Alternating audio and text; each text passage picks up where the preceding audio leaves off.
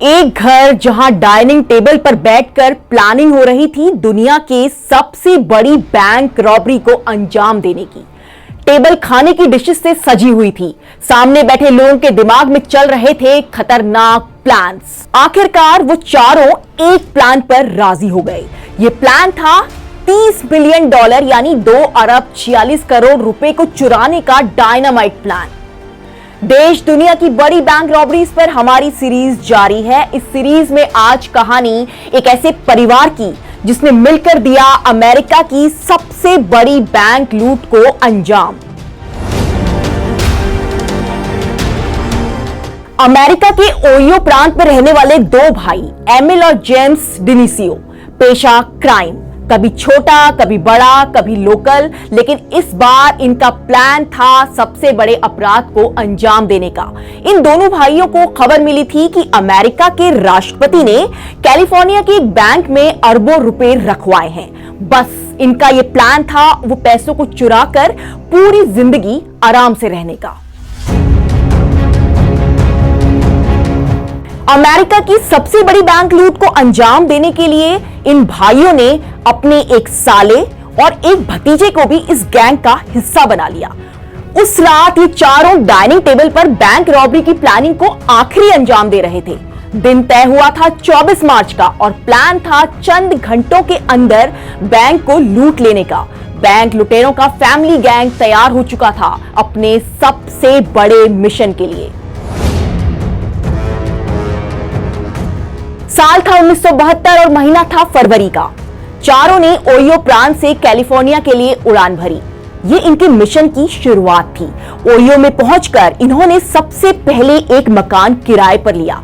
इस मकान में रहकर इन्होंने यूनाइटेड बैंक ऑफ कैलिफोर्निया की रेकी की। इन्होंने बैंक सुरक्षा उपकरणों के बारे में पूरी जानकारी ली और ये चेक किया कि कहां से बैंक सुरक्षा का ये सिस्टम काम करता है।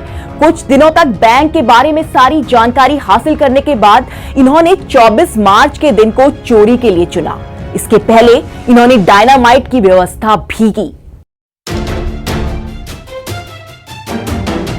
बैंक में पहुंचकर सबसे पहले इन लोगों ने छत में अपने साथ लाया हुआ डायनामाइट फिट किया। यह बैंक की छत का वो हिस्सा था जहां कैश रखा गया था। डायनामाइट ब्लास्ट की मदद से इन चारों ने बैंक की छत को तोड़ डाला। अब ये छत के रास्ते सीधा सेफ रूम में घुस गए। सेफ रूम में पहुंचने के बाद इन्होंने बैंक का अलार्मिंग सिस्टम सबसे पहले फेल किया ताकि सेफ को छूने के बाद अलार्म ना बज पाए। अलार्म फेल करने के बाद इन्होंने कटर की मदद से तिजोरी को खोला तो सामने ढेर सारा कैश पड़ा हुआ था। ये चारों अपने साथ बैग लेकर आए थे। इन्होंने सेफ के अंदर मौजूद बैंक का सारा पैसा अपने बैग में भरा और उसी छत के रास्ते बैंक से बाहर निकल गए। उस रात इन्होंने एक टैक्सी ली। टैक्सी वाले को इन्होंने काफी बड़ी रकम टिप के रूप में दी और फिर इस घटना के बाद ये लोग अंडरग्राउंड हो गए। बैंक से उस रात $30 मिलियन साफ हो चुके थे। अलार्मिंग सिस्टम फेल था, इसलिए पुलिस के पास कोई भी जानकारी नहीं थी। लंबे समय तक जांच चलती रही लेकिन इन बैंक लुटेरों को कोई पता नहीं चला। हालांकि वो टैक्सी ड्राइवर सामने जरूर आया जिन्होंने इस लुटेरे को टिप के रूप में भारी भरकम रकम दी थी। पुलिस ने इस ड्राइवर की मदद से इनका स्केच तैयार किया लेकिन फिर भी ये पुलिस की पकड़ में नहीं आए। कहते हैं ना, लालच बुरी बला होती है। ये फैमिली गैंग पैसा लेकर वापस ओहियो जा चुका था।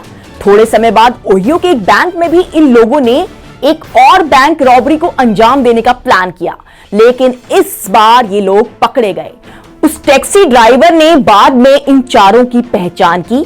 अमेरिका की सबसे बड़ी बैंक लूट करने वाले आखिरकार दूसरी लूट के बाद गिरफ्तार हो चुके थे। बैंक लूट पर हमारी सीरीज जारी है। आप अक्सर इस तरह की खबरें हमारे क्राइम चैनल पे देख सकते हैं।